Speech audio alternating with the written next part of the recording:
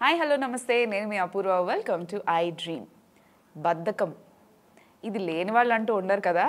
అసలు ఈ బద్ధకం వల్ల చాలా పనులు చేయలేకపోతూ ఉంటాము. అసలు చాలాసార్లు మనం ఏదైనా సాధించాలన్నా సరే మిస్ అయిపోతూ ఉంటాము.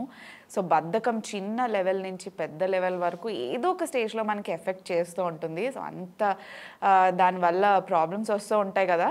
కానీ అసలు ఈ బద్ధకం అసలు ఎందుకు వస్తుంది, దీనికి ఏమైనా చిన్న చిట్కాలు ఏమైనా ఉంటాయేమో తెలుసుకోవాలనిపిస్తుంది కదా. సో ఇవాళ ఎపిసోడ్ అదేనండి. సో ఎవరు మనకి చెప్పబోతున్నారు తెలుసు కదా, ఇంకెవరు, మన డాక్టర్ చిట్టి విష్ణుప్రియ గారు అనమాట. So specialist in education and parent education. So ఆవిడ మనతో ఉన్నారు. సో ఆవిడతో మాట్లాడి దీని గురించి తెలుసుకుందాం. నమస్తే అమ్మా.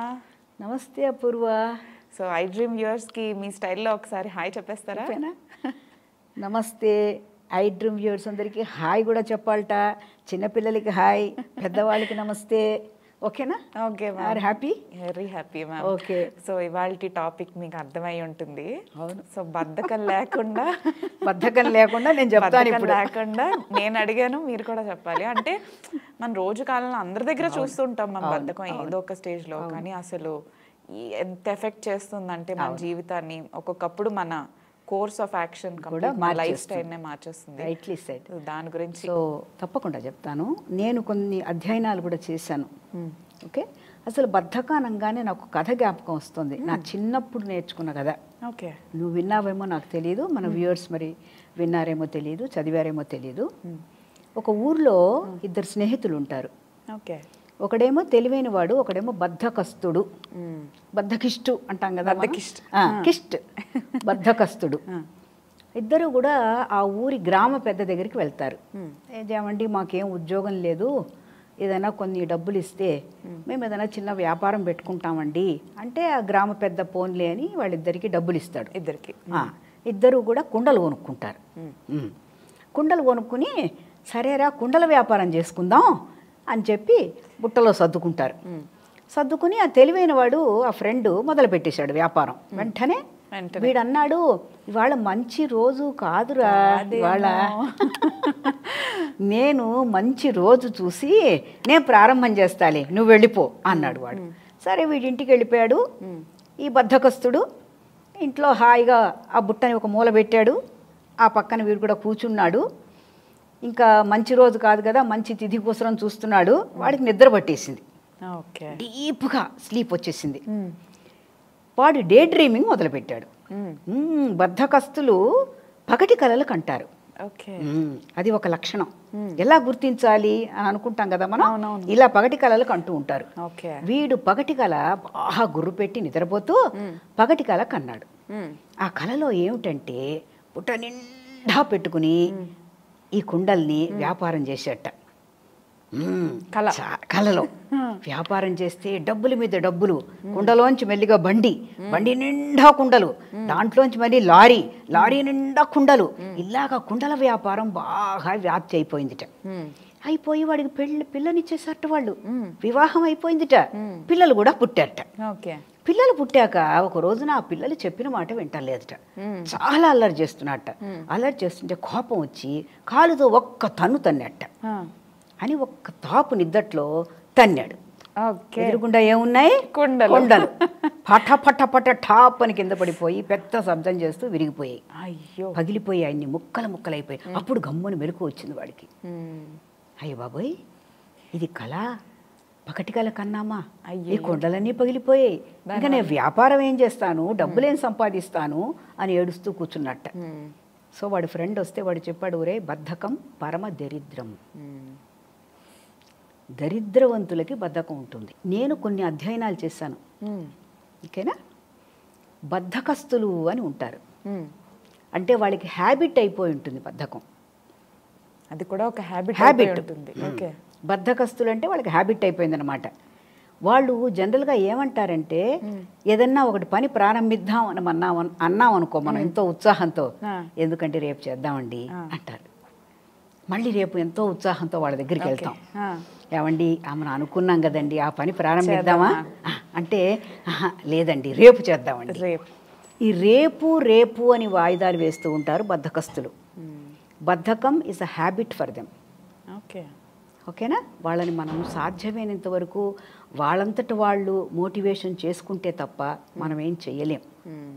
ఎందుకంటే వాళ్ళకి అది అలవాటైపోయింది.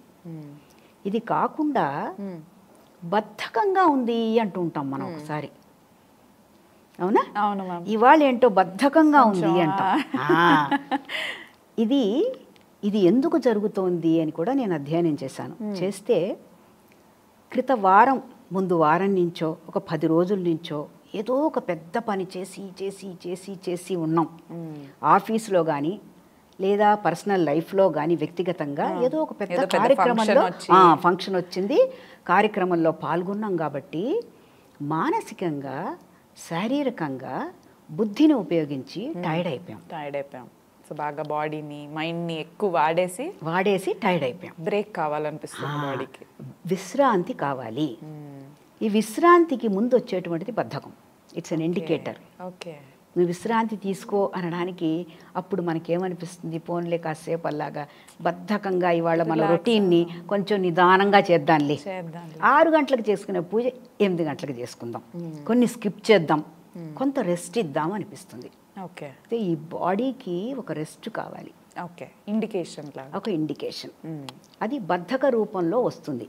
ఓకే, ఇక్కడ ఏమవుతుంది, మన శరీరము, మన మైండు, మన మనస్సు మనకి కమ్యూనికేట్ చేసి చెప్తున్నాయి, నువ్వు చాలా శ్రమపడి ఉన్నావు, కొంత రెస్ట్ తీసుకో, కొంచెం రిలాక్స్డ్గా ఉండు, ఇవాళ నువ్వు కొంచెం బద్ధకించు అని అంటోంది. ఓకేనా? ఇది రెండో రకం. దీంట్లో మనం బయట పడిపోతాం ఈజీగా. ఎందుకంటే రెస్ట్ రాగానే we will recoup and then we will become reactivate అయిపోతాం. మళ్ళీ మైండ్, మళ్ళీ మన శరీరము, మళ్ళీ మనసు ఫ్రెష్ అయిపోతుంది, మన పనులు మనం చేసేసుకుంటాం. ఇంకో మూడోది బద్ధకిస్తున్నానండి అంటారు. అలాంటి వాళ్ళని మనం ఏం చేయలేం. అంటే వాళ్ళకే తెలుసు కర్త ఎవరు అని చూశాను నేను ఇందులో. బద్ధకిస్తున్నానండి అన్న వాళ్ళలో కర్త ఎవరు అని చూశాను. కర్త ఆ వ్యక్తే, తెలిసి బద్ధకిస్తున్నాడు అనమాట. ఓకే, అదేంటండి మొదలు పెడదాం అనుకున్నాం కదండి, వద్దండి కొంచెం ఒక్క వారం రోజులు అవనేయండి, బద్ధకిస్తున్నాను, ఈ పని చేయాలంటే బద్ధకిస్తున్నాను, మిగతా అన్ని పనులు చేస్తున్నాను, ఈ పని మాత్రం నేను బద్ధకిస్తున్నాను. అర్థమవుతుందమ్మా? ఇక్కడ వ్యక్తిగతంగా నాకు తెలుసు, I'm aware. Okay, I'm aware of my own బద్ధకిష్టుతనం అని తెలిసి నేనేం చేస్తున్నాను, ప్రొలాంగ్ చేసుకుంటున్నాను, ఆ పనిని వాయిదా వేసేస్తున్నాను, ఆ పనిని చెయ్యటం లేదు, నేను బద్ధకానికి లొంగిపోతున్నాను. నేను బద్ధకంగా ఉంది, బద్ధకిష్టునండి నేను అని చాలామంది ఒప్పుకుంటూ ఉంటారు. అంటే వాళ్ళు లొంగిపోయారన్నమాట బద్ధకానికి. ఈ 3 రకాల ఇది ఒక అవస్థలు. ఓకేనా? మరి ఇందులోంచి ఎలా బయటపడాలి? అదే అందరికీ కావాల్సిన ఇంపార్టెంట్ థింగ్. Very good. ముందు ఏమిటి చేయాలంటే, బద్ధకం అనేటువంటిది ఒక స్థితి, అది మైండే క్రియేట్ చేస్తుంది. ఓకే, ఓకే, నేను ఇవాళ బద్ధకంగా ఉండను, నేను బద్ధకించను అని చెప్పి ముందు రోజే మనం ఏం చేసుకోవాలంటే ఒక లిస్టు తయారు చేసుకోవాలి. 4 పనులు 5 పనులు. ఓకేనా? ప్లాన్ వేసేసేయాలి. ఎగ్జాక్ట్ టైంలో చేయలేకపోయినా కొంత బద్ధకం వస్తున్నా కూడా, ప్రవేశిస్తున్నా కూడా మనం చెప్పుకోవాలి, ఈ పనులు అవ్వాలి, మాకు నేను నిర్ణయం తీసేసుకున్నాను, నాకు నేనే చెప్పుకోవాలి, ఈ పనులు అవ్వాలి. ఒకవేళ నువ్వు బద్ధకిద్దామని చూస్తున్నావు అనుకో, నా మైండ్కి చెప్పాలి, బద్ధకించాలి అని అనుకుంటున్నావు అనుకో, ఒక 10 నిమిషాలు అటు ఇటు తేడా ఉన్నా పర్వాలేదు, కానీ ఆ పని మాత్రం చేయాలి. ఈ రోజు ఈ 4 పనులు నేను చేసేయాలి రేపు అని మనం పడుకోబోయే ముందు ఒక చిన్న కాగితం మీద రాసుకుని, నేను ఈ పనులని బద్ధకించకుండా చేసుకుంటాను అని మనకి మనమే ఒక నిర్ణయం తీసుకుని, మన తోటివారు పక్కన మన ఇంట్లో కుటుంబ సభ్యులు ఎవరన్నా ఉంటే కొంచెం వాళ్ళకి చెప్పి, నేను ఒకవేళ బద్ధకిస్తే కొంచెం రిమైండ్ చేయవా, అవసరమైతే నాకు ఇట్లా వేలు చూపెట్టవా, సపోర్ట్ అన్నమాట. ఒకసారి సపోర్టు, ఒకసారి గట్టిగా చెప్పండి, బద్ధకించనన్నావు నిన్న, పెద్ద డైలాగులు వదిలేవు అని రిమైండ్ చేయవా. So we should get the reminders from our own people. మనం తీసుకున్న నిర్ణయాన్ని మన మైండ్కి గట్టిగా చెప్పడానికని ఒక చోట రాసి పెట్టుకొనుట, ఓకే. బద్ధకించకుండా నేను చేస్తాను అని మనకి మనం సెల్ఫ్ మోటివేషన్ చేసుకొనుట, అవసరమైతే కాగితం మీద రాసి పెట్టుకొనుట. ఇది కూడా పిల్లల చేతి చేయించాను, రాసి పెట్టుకోమన్నాను. నేను రేపొద్దున బద్ధకించకుండా నా పనులను నేను చేసుకుంటాను, అది చూసుకుంటూ ఉంటారు వెళ్ళి వాళ్ళు.